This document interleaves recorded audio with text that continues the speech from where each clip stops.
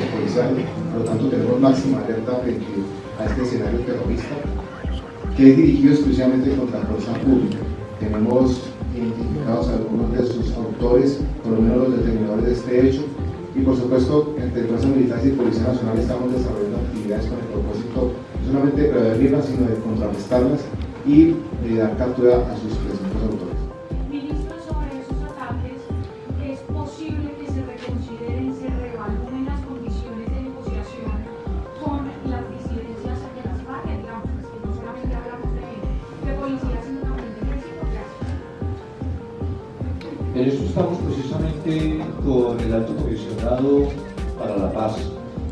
Nosotros hemos dicho que no basta la expresión de voluntad como lo ha hecho, por ejemplo, esta estructura Jaime Martínez, que es a la que se le ha atribuido en mayor medida la realización de hechos de esta naturaleza, la misma que se produjo contra soldados en el municipio de Buenos Aires, Cauca, sino que tiene que ser una demostración en la práctica.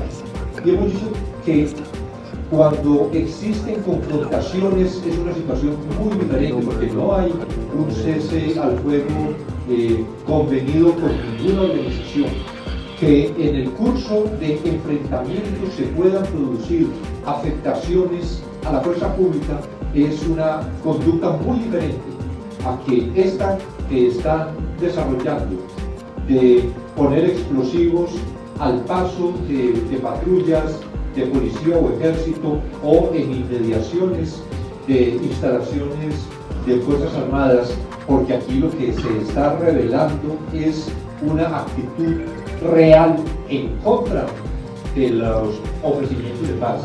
Estamos entonces en esa definición con el comisionado, con el Alto Comisionado para la Paz.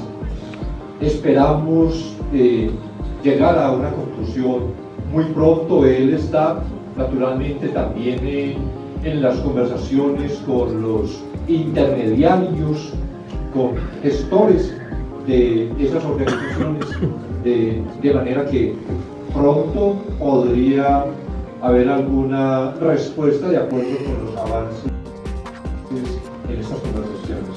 Gracias, señor ministro. La siguiente pregunta es de Sebastián Serrano, de la agencia AFP. Ministro, sobre cultivos ilícitos, ¿Colombia va a dejar de hacer erradicación forzada? La erradicación forzada, referida particularmente a campesinos que tienen pequeñas extensiones dedicadas al cultivo, es algo que se ha venido realizando desde antes, precisamente con la instrucción del presidente, que ya ha sido tan ampliamente difundida. La acción tiene que dirigirse contra los derechos de paros respecto de la eficacia de la erradicación forzada. Hemos recordado cifras de Naciones Unidas que señalan que en procesos de erradicación forzada cerca del 62% se produce resiembra, de manera que la efectividad sería en realidad de 38%, frente a una totalidad en los planes, en las propuestas que se hacen o en los compromisos respecto del número de hectáreas erradicadas. Hay una política que está diseñando y ya pronto a ser adoptada de parte del Ministerio de Justicia, que tiene una competencia específica desde la Dirección de Drogas del Ministerio de Justicia, que denominan de oxígeno y asfixia. Dentro de esa política, respecto de la erradicación, hay un tema, un rubro particular, y es todo esto de la erradicación limitar los cultivos de uso ilícito por parte de campesinos que derivan su subsistencia de esos cultivos, impone al gobierno la necesidad urgente de ofrecer los programas de sustitución productiva de esos cultivos de uso ilícito. Entonces, algo que se ha venido afinando, compromisos con comunidades campesinas, con campesinos cultivadores de hoja de coca, de matas de coca, compromisos en virtud de los cuales ellos no extienden los cultivos y se va generando, no es una autorización como se ha entendido por las palabras del presidente, principalmente en la Asamblea Cofralera, no es que se esté invitando a cultivar ampliamente, sino que están en esa actividad, pero limitación a la extensión del cultivo, mientras el gobierno concreta estos programas para los que además está buscando y destinando recursos que son realmente muy cuantiosos, pero en los que va a desarrollar, en los que está comprometido el gobierno. En síntesis, el tema respecto de la erradicación forzada se ha limitado a erradicación de cultivos industriales.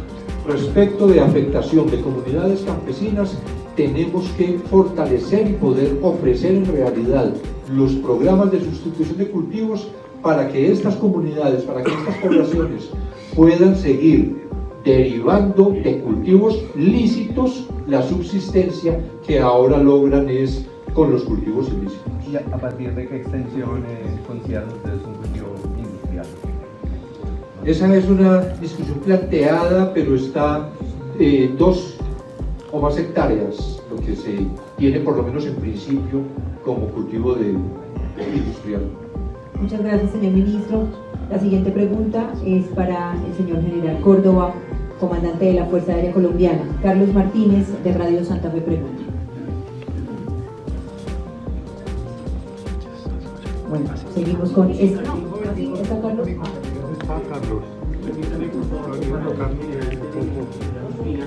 Ministro de Defensa, ¿es verdad que la última jornada de incorporación en el ejército fue muy baja?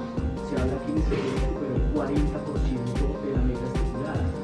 ¿Cómo va este tema de incorporación? ¿Hay preocupación por la baja incorporación en las fuerzas militares? Y para que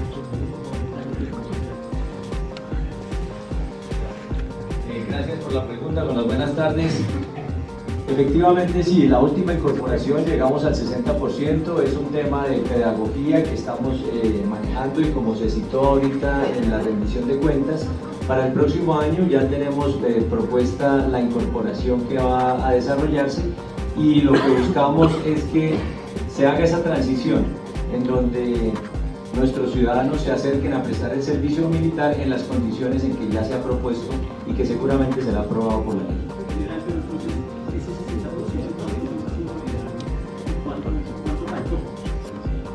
Bueno, en ese orden de ideas nos quedaron faltando aproximadamente unos 30.000 hombres por incorporar. Mi pregunta general Sanabria, disculpe si tiene información del ataque cibernético a la EPC de Costa Rica. Efectivamente, a partir de este ataque, la Policía Nacional activó 3 escenarios. El primero, a través de la Fiscalía General de la Nación con la DIJÍN, se estableció pues la necesidad de obtener más información virtual sobre este ataque. En segundo lugar, con las unidades de inteligencia que tenemos también unas capacidades importantes, verificando que no se presenten más hechos sobre esta situación que infortunadamente ha afectado diversos sectores privados y públicos. Y en tercer lugar, con la misma institución para ver cómo podemos ayudar con nuestros elementos tecnológicos para salir de esta situación tan complicada que se les ha presentado. Pero no se sabe quién está detrás de esos ciberataques. Tenemos varias hipótesis. Recientemente el grupo denominado Guacamayas hizo pública una acción de ataque contra varios sistemas de información.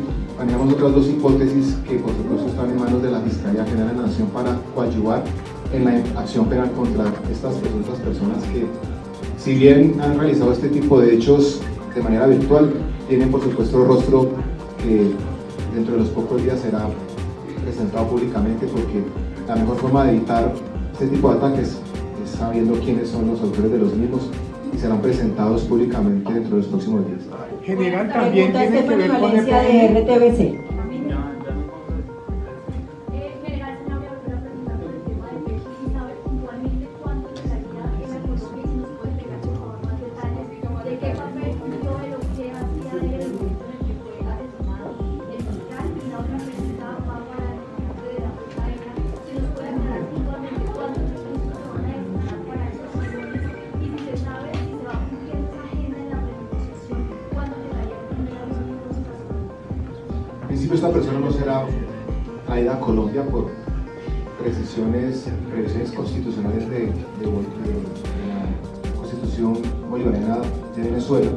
Será procesado penalmente allá, de acuerdo a lo que establece la misma Constitución, a petición del país que ha sido agraviado o por disposición del Ministerio Público. Eso ya se está realizando. Esta persona, de acuerdo pues a lo que desarrolló la Policía Nacional y la Fiscalía, sería partícipe de estos hechos como coautor, debido a que él era el encargado de transportar a la persona que finalmente disparó contra el fiscal Marcelo Peche.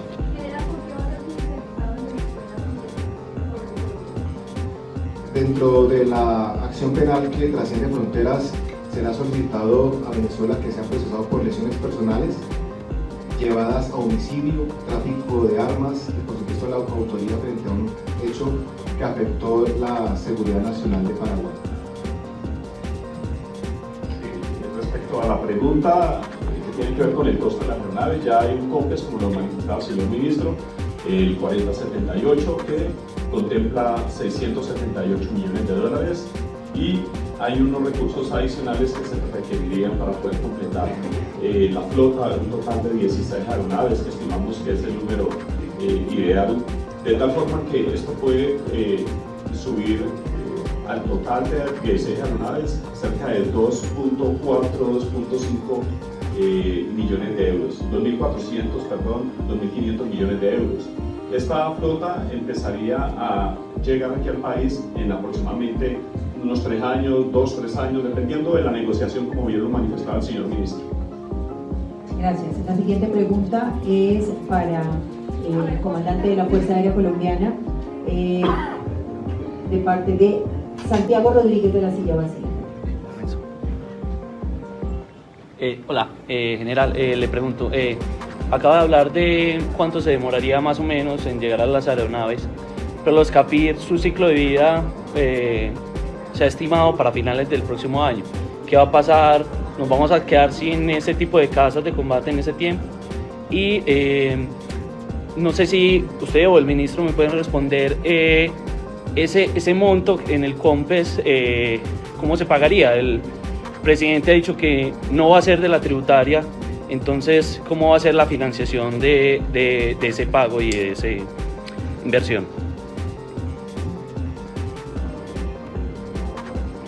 Correcto, bueno, lo primero es que efectivamente estas aeronaves que nos han servido bastante al país, los CAFIR, y que ahorita ya llegan a un periodo de obsolescencia, indudablemente pues ya empiezan a tener unos deterioros importantes, de tal manera que el costo se hace mayor a la utilidad, ¿cierto? Entonces, por un lado eso, y estas aeronaves gradualmente van a irse retirando del servicio, probablemente unos cuantos años, de tal manera que a medida que se va a ir digamos, deteriorando estas aeronaves, van a ir llegando los reemplazos de las nuevas aeronaves, por un lado.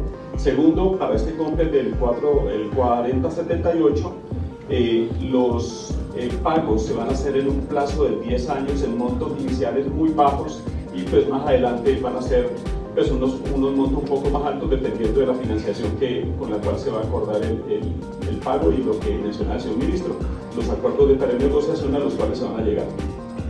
Les agradecemos a todos. Pero quisiera una aclaración para agregar cuanto a el periodo de gracia que igualmente se ha tenido como un punto fundamental, indispensable en este proceso de prenegociación. Un periodo de gracia de 5 años que es precisamente lo que permitirá que, no obstante asumir el Estado este compromiso de renovar su flota aérea de superioridad, pueda igualmente continuar con su programa social. Es decir, los recursos de reforma tributaria, por ejemplo, que ha sido una de las inquietudes, si el gobierno estuvo en esta insistencia de reforma tributaria para la inversión social, como ahora resulta, 5 años permitirá que todos los recursos que se han obtenido para el desarrollo de los programas sociales que el presidente Petro ha prometido y que se están diseñando y que están empezando a implementarse, como Hambre Cero, por ejemplo, van a contar absolutamente con esos recursos en los términos en los que se han obtenido y se ha firmado por el propio presidente, por el ministro de Hacienda, por el ministro del Interior, etc.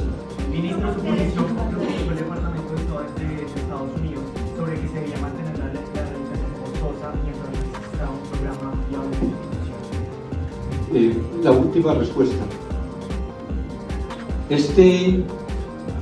El presidente Petro, en todas las reuniones con autoridades norteamericanas, yo mismo cuando estuve recientemente en Estados Unidos, el ministro de Justicia, que hace 2 semanas tal vez igualmente estuvo en Estados Unidos, todos aquí y en Estados Unidos hemos expuesto esta nueva política de drogas en los términos que han sido definidos por el presidente de la República, y siempre hemos contado de parte de las autoridades norteamericanas con su conformidad, con su respaldo, inclusive cuando hablamos de necesidad de reenfocar la lucha contra el narcotráfico dirigida hacia los dueños del negocio y no los eslabones débiles de la cadena. Las mismas autoridades han ofrecido contribuir en mayor medida al fortalecimiento de las capacidades de inteligencia de nuestras agencias y organismos, que permita dirigir la acción como está previsto hacia fundamentalmente las finanzas criminales, las finanzas ilícitas, el enriquecimiento que se produce para los dueños del negocio a partir de la realización de esas actividades ilícitas. Se presenta entonces el problema frente a la erradicación respecto de campesinos, cultivadores de coca. Una disposición del gobierno: erradicación solo respecto de cultivos industriales, con los campesinos que derivan la subsistencia de esos cultivos no se les puede condenar al hambre. Entonces, no se hace la erradicación forzada en este momento. Hay un compromiso para no extender sus cultivos y se va a proceder a la sustitución en la medida en que los programas de sustitución se fortalezcan, puedan operar debidamente, porque no es solo además arrancar la coca y sembrar plátano, sino que es necesario en la definición de las tierras en las que eso es posible, porque la coca también deteriora los suelos.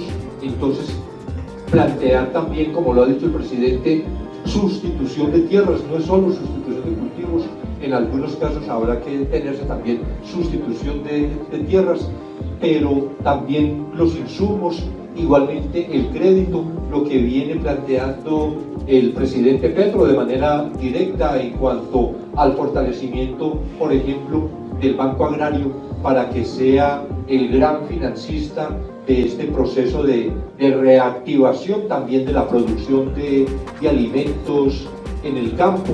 Es un programa en general pues muy amplio, muy ambicioso, que vamos a empezar a desarrollar muy pronto, y yo creo que con la comprensión de toda la política, como ha sido expuesta a Estados Unidos, no vamos a tener dificultades. Que estén ahora con la inquietud, yo creo que mucho más por la manera como ha sido transmitida la afirmación, porque cuando el presidente dice no se va a erradicar ahora, no vamos a afectar estos cultivos, han interpretado como invitamos a que cultiven, que eso es falso. Entonces, con una comprensión adecuada, que estas afirmaciones del presidente en la asamblea cocalera del pasado sábado son en la misma dirección de lo que se le ha expresado a las autoridades norteamericanas, yo creo que ellos van a tener toda la tranquilidad. El compromiso de Colombia en la lucha contra el narcotráfico es en los términos en que ya hemos conversado con ellos. No solo el presidente de la República, sino el ministro de Justicia y el ministro de Defensa. Señor ministro general, muchas gracias. Compañeros, muchísimas gracias, señores periodistas.